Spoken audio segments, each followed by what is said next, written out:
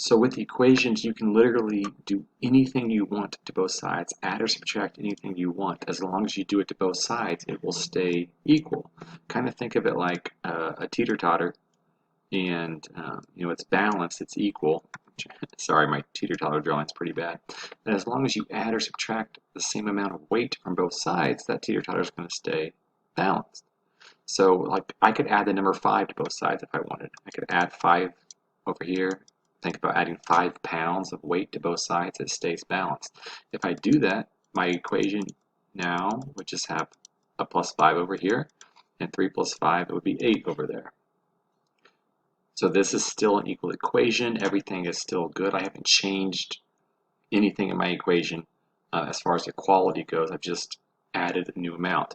So adding plus 5 didn't help me in this situation because my goal is to get the y by itself, all alone on one side.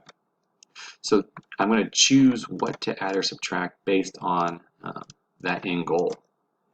And so I have this balanced teeter-totter. I want to get this y by itself. That means I want to get rid of this and get rid of that -3. The -3 is being multiplied by the y, and this over here is a subtraction, a -12x. So to get rid of minus 12x, I would need to add 12x. If I do that to both sides, this equals 0 now. Minus 12 plus 12 is 0, and so I just have a -3y, and I've added 12x over there. So I still got a balanced teeter-totter here. And the last step, the only thing I need to get rid of is this -3 being multiplied by y. And so if I want to get rid of that, the opposite of multiplication is division. So now I'm going to divide both sides by -3. Let me write the division sign here. Divide both sides by -3. If I do that to both sides completely, if you multiply something by a -3 and then divide by a -3, those cancel out to just equal number 1. So you just have one y over here now. That was my goal. That's what I have. So division kind of cancels out, undoes that multiplication over there. I reach my goal, and on this other side I'm going to have, sorry, it's a -3 divided by -3.